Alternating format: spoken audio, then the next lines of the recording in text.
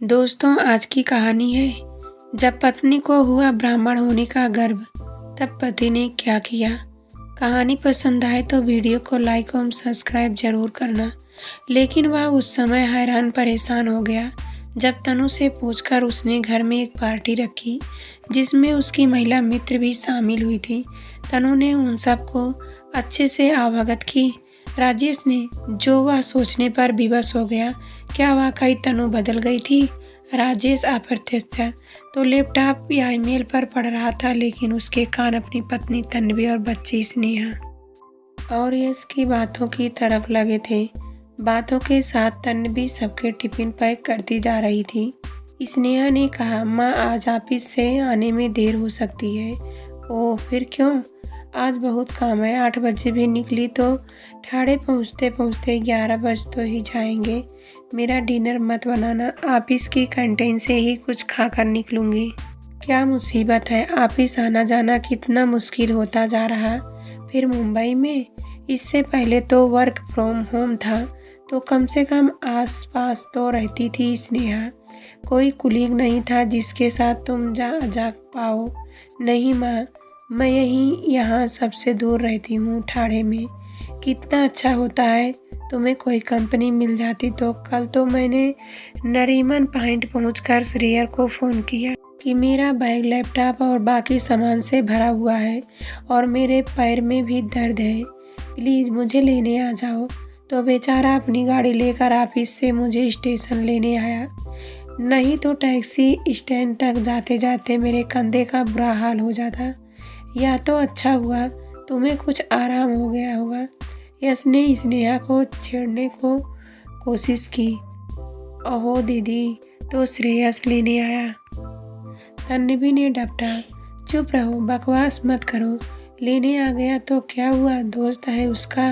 राजेश को तो अपने कानों पर विश्वास ही नहीं हुआ। सोचने लगा, आजकल तनु को क्या हो गया है, वह बदल रही है। इतने में तन्वी ने 3 टिफिन टेबल पर रखते हुए कहा, अपने अपने बैग में रख लो। सब तैयार थे।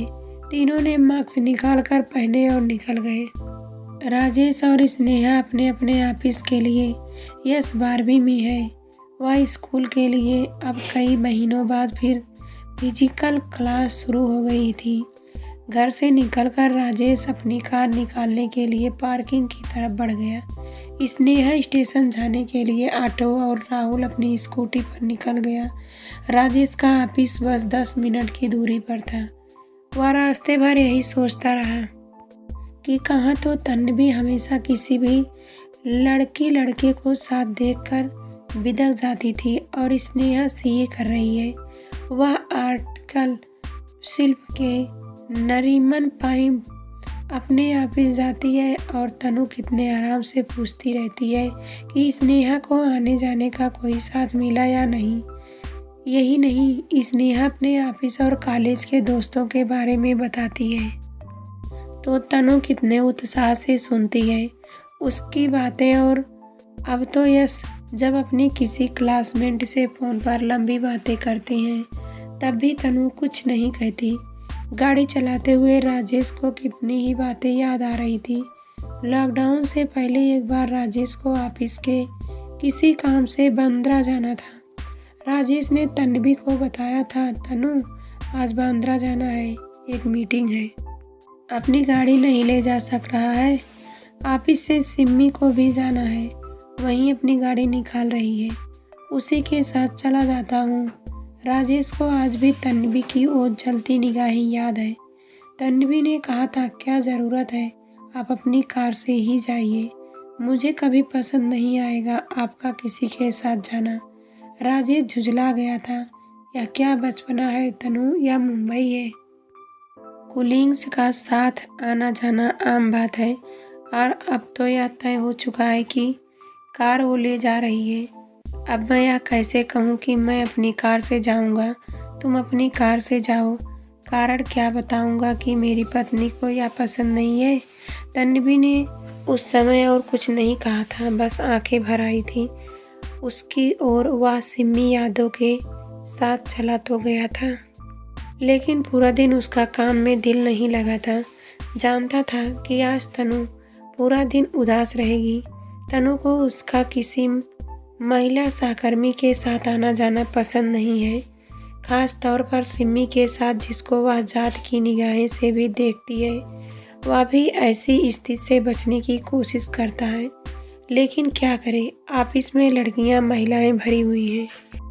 कामकाजी महिलाओं के लिए तन्वी के दिल में कुछ खास अच्छी इमेज नहीं थी, लेकिन अब जब से स्नेहा ऑफिस जाने लगी है, तनु बदल रही है। तन्वी के बारे में ही सोचते सोचते राजेश ऑफिस पहुंच गया। दिन भर काम के दौरान भी उसे तन्वी का कई बार ख्याल आया। लंच टाइम में उसने हमेशा की तरह तन्वी को फ़ोन कर उसका हालचाल पूछा। वह जानता है, सरल हृदय तन्वी इतने में ही खुश हो जाती है। दिन भर सबकी सुविधाओं का ख्याल रखती तनु उसके प्यार के एक एक बोल पर निहाल होती रहती है। रात को राजेश, तन्वी और राहुल ने डिनर साथ किया। स्नेहा को देर होने ही वाली थी। डिनर के दौरान राजेश ने थोड़ा संकोचाते हुए कहा, तनु, इस संडे को कोई खास काम तो नहीं है ना? नहीं तो क्या हुआ? कुछ नहीं, ऐसा ही सोच रहा था। सब प्रमोशन की पार्टी मांग रहे हैं, उन्हें लंच पर बुला लूं? सब लोग अब कोविड की बोरियत को दूर करने के बहाने ढूंढ रहे हैं। हाँ, तो बुला लीजिए। कौन कौन है? संजय, अमित तो मैरिड है, सिर्फ सब परिवार आएंगे। फिर थोड़ा मन संकुचाते हुए कहा, सिम्मी यादव और अंजलि अनमैरिड हैं, तो वे अकेली ही आएंगी। हम सबकी टीम एक साथ काम करती है, एक अच्छा ग्रुप बन गया है। इन दोनों को नहीं बुलाऊंगा तो अच्छा नहीं लगेगा। बातों बातों में पता तो चल ही जाएगा। हाँ तो ठीक है ना, जिसको बुलाना हो बुला लो, कूलिंग्स ही तो है, इसमें कौन सी बड़ी बात है। कहकर तन्वी आराम से खाना खाने लगी। राजेश तो हैरान हो गया, बोला, सच? अरे इसमें हैरान होने वाली क्या बात है। तीनों आराम से बातें करते हुए डिनर करते रहे। अभी स्नेहा ने शेयर उबर ली है, क्योंकि वह ज़्यादा रिस्क नहीं लेना चाहती थी। मुंबई में ट्रैफिक फिर पहले की तरह होने लगा था, उसे आने में देर थी। राजेश तो आजकल तन्वी के स्वभाव में आया बड़ा परिवर्तन महसूस कर रहा था। उसे यकीन नहीं हो रहा था कि वह तनु इतने आराम से सिम्मी और अंजलि को लंच पर इनवाइट करने के लिए कहेगी। पहले कभी किसी पार्टी में तनु का इन लोगों से आमना सामना हुआ है तो तनु अपने में ही सिमटी रही थी, बात हाय हेलो तक ही सीमित रही थी। थोड़ी देर बाद स्नेहा का फोन आया। फोन तन्वी के मोबाइल पर ही था। स्नेहा कह रही थी, माँ रास्ते पर प्रतीक का फोन आ गया, वह मुझे रास्ते में मिलेगा, वह अपनी बाइक से घर छोड़ देगा। तन्वी ने पूछा, कौन प्रतीक? मेरे साथ कोचिंग में था, अचानक आज उसका फ़ोन आ गया, अब मैं उसके साथ एक कॉफ़ी पी कर आऊँगी। हाँ, यह अच्छा हुआ, रात भी बहुत हो गई है, 10:30 बज रहे हैं। ठीक है, आ जाओ। कोई जान पहचान का तो हो तो डर नहीं लगता? राजेश ने पूछा तो तन्वी ने उसे पूरी बात बताई। राजेश ने कहा, इतनी रात को? कौन है प्रतीक? उसने बताया तो कोचिंग में उसके साथ था। अच्छा है ना, कोई पुराना जान पहचान का मिल गया। राजेश तन्वी का मुंह देखता रह गया। यह मेरी ही तनु है ना? यह वही तनु है ना जो किसी भी लड़के लड़की की दोस्ती को अफेयर ही समझती थी, जो कहती थी कुछ नहीं होती दोस्ती, सब अफेयर होते हैं। तनु की सोच का रुख देखकर उसने किसी भी महिला सहकर्मी को कभी अपने घर नहीं बुलाया था। वह नहीं चाहता था तनु को जरा सा भी मानसिक कष्ट पहुँचे। जानता था मुँह से कुछ नहीं भी कहेगी, लेकिन मन ही मन पता नहीं क्या क्या सोचकर घुटती रहेगी। वह तनु को बहुत प्यार करता था, उसे हमेशा हंसते मुस्कुराते देखना चाहता था। आजकल तनु के इस बदलाव पर उसका रात दिन ध्यान जा रहा था। तनु के दिमाग में कसबाई सोच भरी थी। वह बात बात में ब्राह्मण होने का गर्व करती थी।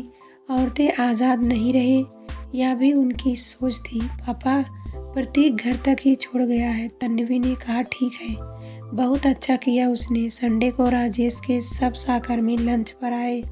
तन्वी ने दिल से सबकी आवभगत की। सिम्मी और अंजलि के साथ तो वह इतनी सहृदय से मिली। कि लग रहा था पुरानी सहेलियां हैं। सुबह से किचन में मेहनत कर रही तन्वी का हाथ बटाने के लिए दोनों किचन में पहुंच गई। संजय और अमित अपनी पत्नी और बच्चों के साथ आए थे। उनसे तो तन्वी की पहले से दोस्ती थी, लेकिन तन्वी को सिमी और अंजलि के साथ खिलखिलाते देख राजेश मन ही मन हैरान था। बार बार यह सोचता, मेरी तनु ही है मेरी अविवाहित सहकर्मी, और खासतौर पर सिमी के साथ जिसकी जाति को लेकर वह चूं चूं करती रहती थी, के साथ ऐसा अपनापन आज तक तो तनु के हर महिला सहकर्मी के साथ इतनी दूरी बनाकर रखी थी कि वे राजेश ने तो उन्हें घर बुलाना ही छोड़ दिया। सबने लंच पर बहुत हंसी मजाक करते हुए कहा। तन्वी ने बनाए खाने की सबने खूब तारीफ की। सिमी तो कई बार कई चीज़ें तन्वी से सीखने की लिए कहती रही।